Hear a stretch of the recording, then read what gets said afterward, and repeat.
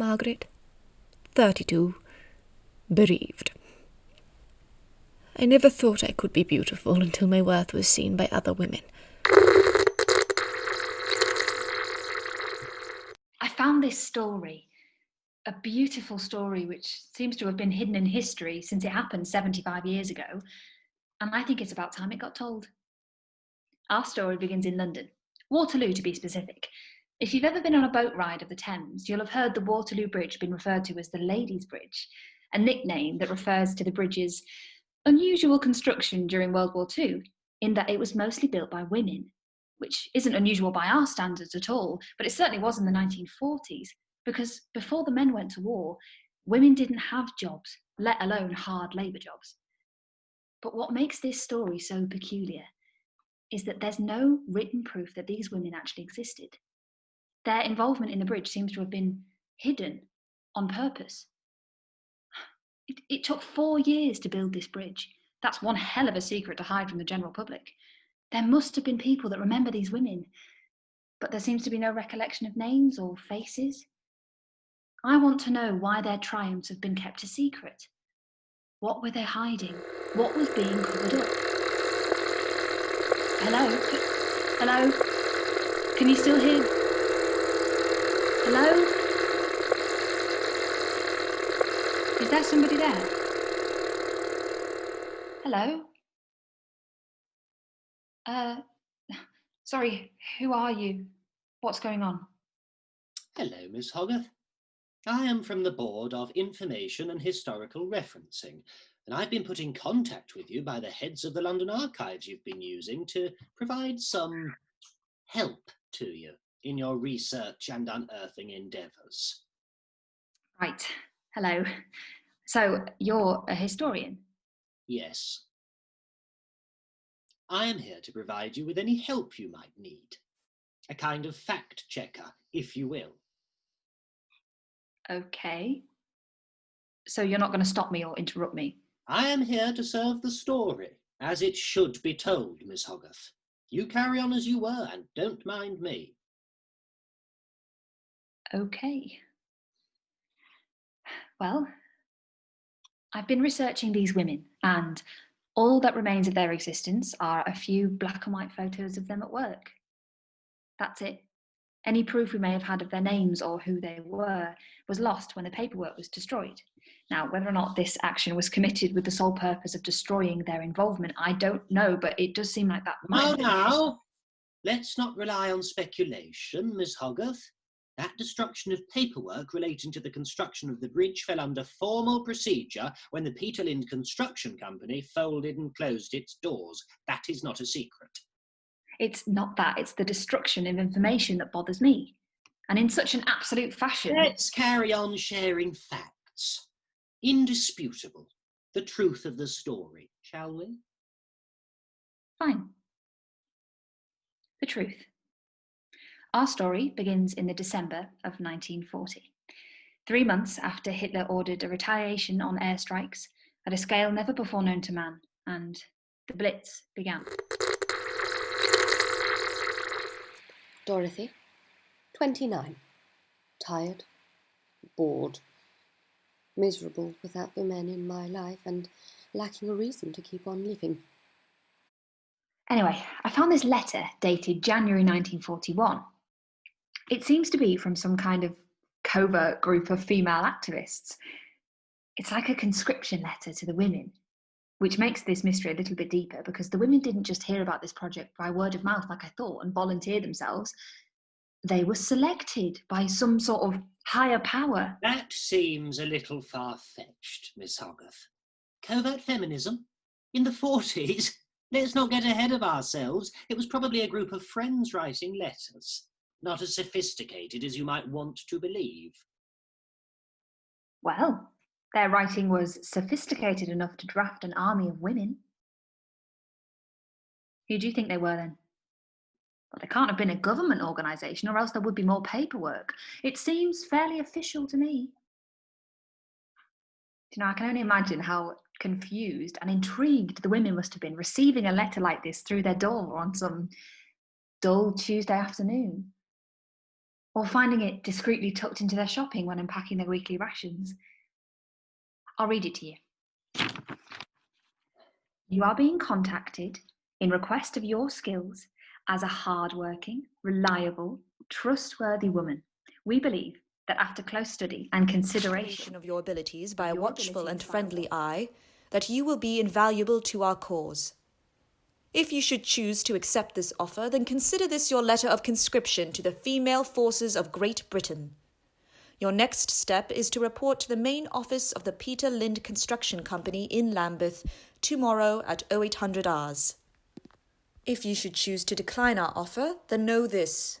The war we are fighting is not one that can be won by force, manipulation, or weaponry. Any effort to win by use of these methods will end in failure. We know that the persons adopting these methods are fighting a different battle, a fickle battle. They are competing for power and greed.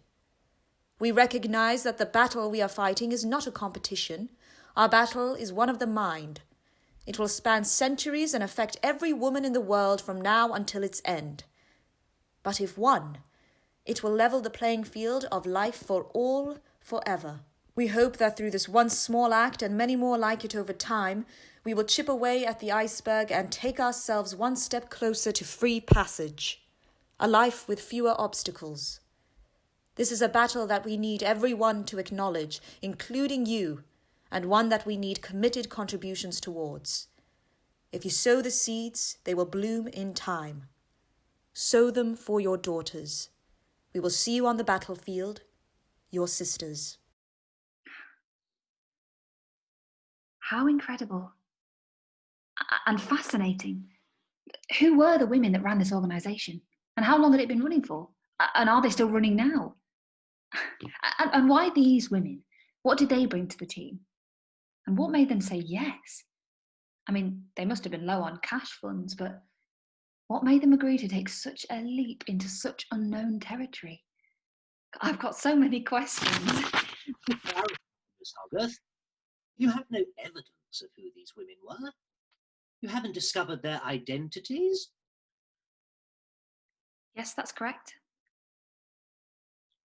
No hard proof. Right.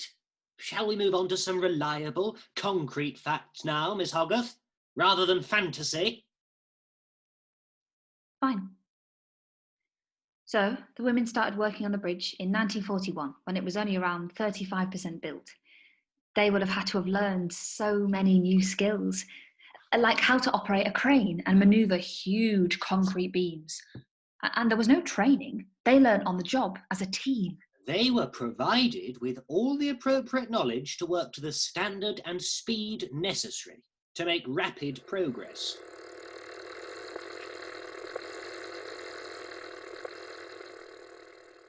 On top of these incredible and difficult new lives the women were leading, they had to deal with interruptions from the enemy, the air raids.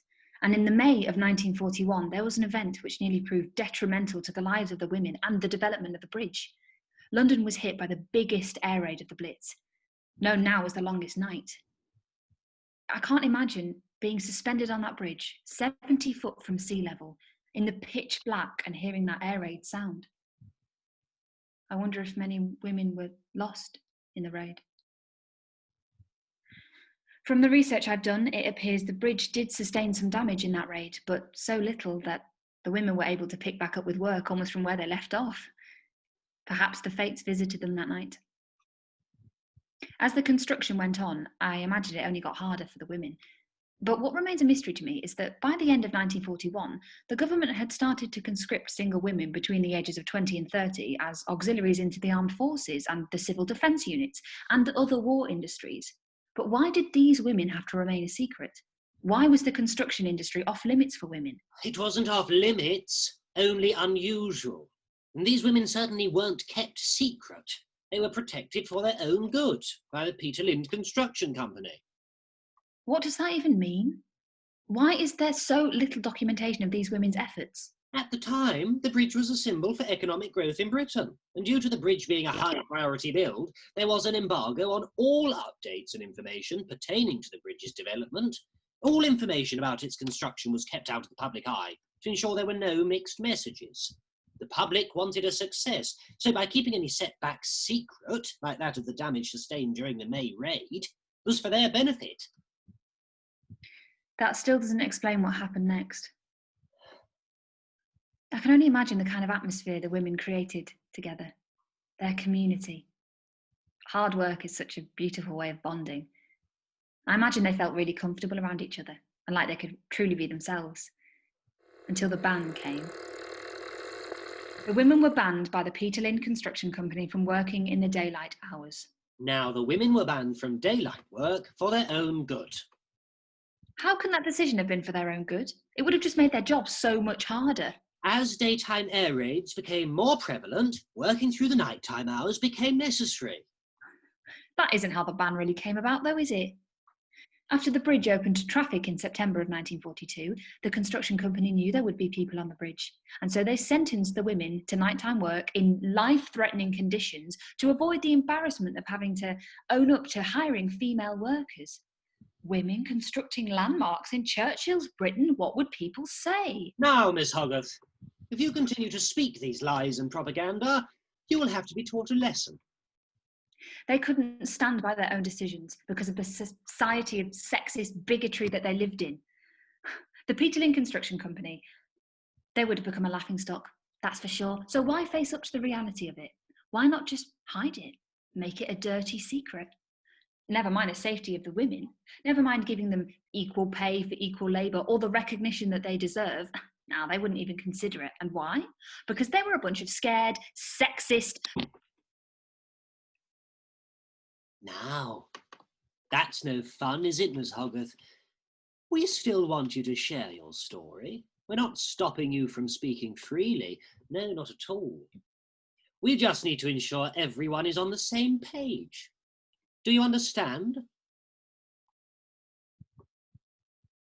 And we will be on the same page from this point out, won't we, Miss Hoggarth?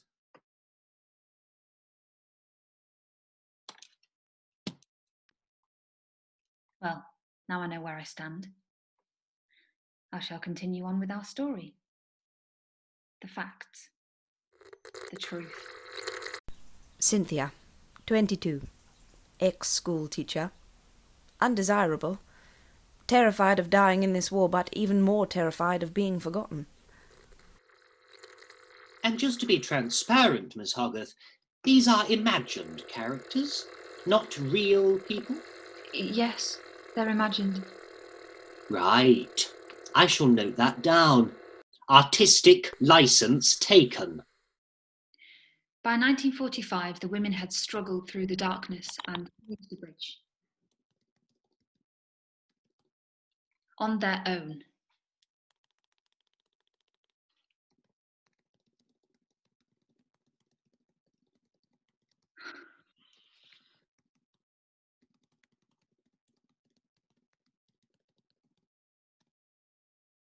Their sense of pride must have been immense. Looking up at that huge structure and knowing that without them, it literally wouldn't be standing there before their eyes. They officially opened the bridge after the war ended, and they'd organised quite a to-do. The opening ceremony was a spectacular event organised to celebrate the workers' efforts. There was a white ribbon to be cut and everything. So when Deputy Prime Minister Herbert Morrison gave this speech, I imagine it must have come as quite a shock to the women. I am very, very glad this morning to open the new Waterloo Bridge. I believe it is important to credit and note that the men who built Waterloo Bridge are fortunate men. They know that although their names may be forgotten, their work will be a pride and use to London for many generations to come. I will now proceed to cut the tape and to declare the new Waterloo Bridge to be open.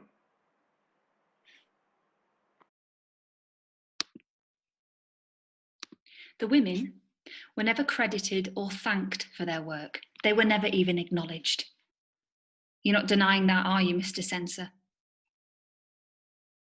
The only reason you're here is to make sure I don't soil the name of the men who made these decisions, isn't it? So I don't dampen the symbol of the bridge or Britain's great wartime effort. Well, I believe that the cover-up of these women's efforts should be a war crime. Their enemy was never the one dropping bombs. It was these men. Now see here. No, you listen to me now and take this back to your editor or your boss, or whoever's orchestrating this decades-old paranoid cover-up. These women did the job that was expected of them in secret, just like you wanted. They never fought back because they didn't know they could. Well, meet the modern resistance. If it weren't for me and the people who are carrying on their story, their legacy would die, just like you want it to. But I am calling out the gross injustice done unto the memory of these women. It is thanks to the systematic repression like this that the history of women relies on word of mouth to keep it alive. Stories like these need to be documented on paper, in ink, so that the efforts of women over time can reach the next generation and inform them of what they're capable of achieving and inspiring them to reach higher than that of which is expected of them. When we don't have that history, committed to archives and retold unapologetically, we set the level at which the next generation of women should expect to aim for. We limit them immediately and every generation to come. The women of Waterloo Bridge left a legacy, and people like you covered it up. You disposed of it and burned it so no one would ever know what they did. Because you were afraid. You were scared of what people might think, of the power possibly changing hands. What is it that men are so afraid of when women get power? Is it you're afraid of being undermined? Being forgotten, or having done to you as you've done to us? Well, whatever it is, take your fear elsewhere, because I'm going to make sure that their legacy goes on and on forever. And expect to hear more from me, because as long as you're rewriting history as you think it should be told, I'm going to make your life very difficult, Mr. Censor. Remember that.